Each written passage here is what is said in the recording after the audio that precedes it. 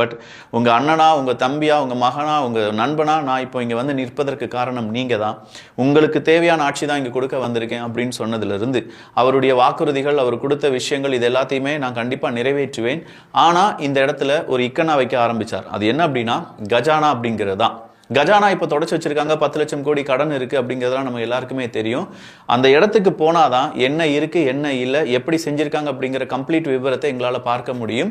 அதனால எனக்கு கொஞ்சம் கால அவகாசம் வேண்டும் அப்படின்னு சொன்னார். நியாயமான கோரிக்கை. இந்த கால அவகாசம் 2 வருஷம் 3 வருஷம் இழுத்துறாதீங்க, சீக்கிரமா மக்களுக்கான தேவைகள் என்ன அப்படிங்கிறது நீங்க கொடுத்து விட வேண்டும். ஏன்னா இந்த கால அவகாசம் திமுக என்ன செஞ்சாங்கன்னா, மக்களுக்கான அந்த உரிமை தொகை அப்படிங்கிற 1000 ரூபாய் கொடுக்கறது இருந்துச்சு பாத்தீங்களா, 2.5 வருஷத்துக்கு பிறகுதான் அவங்க ஏற்பாடு செஞ்சிருந்தாங்க. ஒரு அரசியல் கட்சியா 2.5 வருடங்களுக்கு பிறகு ஒரு வாக்குறுதியை நிறைவேற்றி அதுவும் கொஞ்சம் நபர்களுக்கு மட்டும் கொடுக்கப்பட்டது அப்படிங்கிறதுலாம் பெரிய விமர்சனத்துக்குள்ளாகி இருந்தது. அதே மாதிரியான ஒரு விமர்சனத்தை தமிழக வெற்றி கழகம் கடக்க வேண்டும் என்றால் அந்த வெள்ளை அறிக்கை கொடுக்க போறேன் அப்படின்னு சொல்லியிருந்தாங்க பாத்தீங்களா, அது ஹேட்ஸ் ஆஃப். உண்மையிலேயே அப்படி ஒரு அறிக்கையை மக்கள் முன்னாடி கொண்டு வாங்க. எந்த டிபார்ட்மெண்ட்ல எவ்வளவு ஊழல் நடந்திருக்கு, எந்த டிபார்ட்மெண்ட்ல எவ்வளவு காசு ரெவென்யூ ஃப்ளோ அப்படிங்கிறது இருக்கு, எங்கிருந்து எவ்வளவு செலவுகள் ஆகிட்டு இருக்கு, எந்த மாதிரியான அரசு அதிகாரிகளுக்கு பணம் விரயமாக செலவு செய்யப்பட்டிருக்கிறது. இதுவரையிலும் இருந்த கொஞ்சம் பேர்லாம் இப்ப என்ன செஞ்சிட்டாங்க, லைப்ரரியில இருந்து மனுஷபுத்திரன் அப்படிங்கிறவருடைய பதவியை ராஜினாமா பண்ணிட்டாங்க. தகவல் சரிபார்க்கும் மையம் அப்படின்னு சொல்லி ஒரு புதிய போஸ்டிங் உருவாக்கப்பட்டு ஐயன் கார்த்தியன் அப்படின்னு ஒருத்தர் உட்கார்ந்திருந்தாரு.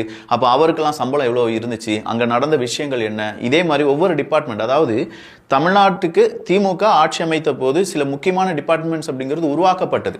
அப்படி உருவாக்கப்பட்டதன் நோக்கம் என்ன, அந்த நோக்கத்தின் அடிப்படையில் அவங்க எவ்வளவு செலவு பண்ணியிருக்காங்க, இதனால நம்முடைய கஜானா எந்த அளவுக்கு காலியாகி இருக்கு, இதுல அடுத்ததா நம்ம என்ன மாதிரியான விஷயங்கள் செய்ய போறீங்க, இது எல்லாத்தையுமே மக்கள் முன்னாடி ஒரு வெள்ளை அறிக்கையாக கொண்டு வந்து விட்டீர்கள் என்றால் ரொம்ப சிறப்பா இருக்கும். அதை மக்கள் பார்த்து புரிந்து கொள்வார்கள். ஓகே, இவ்வளவுதான் இப்போ காசு வந்துட்டு இருக்கு, இவ்வளவு காசு வரல, இது செய்யறதுக்கு இவ்வளவு டைம் எடுக்கும், இது செய்யறதுக்கு இவ்வளவு டைம் எடுக்காதா இருக்கும், இது எல்லாமே மக்கள் புரிந்து கொள்வார்கள். நீங்க சொல்லணுங்கிற தேவையெல்லாம் கிடையாது.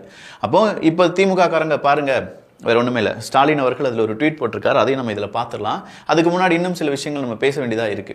ஸோ இந்த இடத்துல வெள்ளை அறிக்கை அப்படிங்கிறத நான் சப்மிட் பண்ணிடுறேன் அப்படின்னு சொன்னதோடு மட்டும் இல்லாமல் நம்ம வந்துட்டோம்ல, இனி ஒரு ஆட்டம் ஆடி பார்த்தலாம் அப்படின்னு சொல்லி அங்கே இருக்கக்கூடிய, அதாவது விஜய் அவர்களுடைய கட்சியில் இருக்கக்கூடிய எம்எல்ஏக்களோ இப்போ அமைச்சராக பதவியேற்றவர்களோ ஏதாவது ஒரு ஆட்டம் செய்தீர்கள் என்றால் அதுக்கு நான் உடன்பட மாட்டேன், யாரா இருந்தாலும் தூக்கி அடிச்சிருவேன் அப்படின்னு சொல்லியிருக்காரு.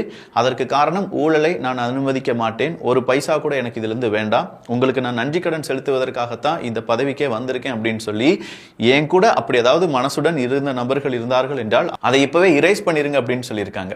ஸோ ஊழல் இல்லாத ஒரு ஆட்சி நடத்துவேன் அப்படிங்கிறதுல மறுபடியும் உறுதியா இருக்காரு விஜய் அவர்கள். அப்ப இந்த ஊழல் இல்லா ஆட்சிக்கும் நீங்க என்ன செஞ்சாலும் சரி தலையாட்டிட்டு போறதுக்கு விர்ச்சுவல் வாரியஸும் சரியா இல்லை. நீங்க செய்யக்கூடிய தவறு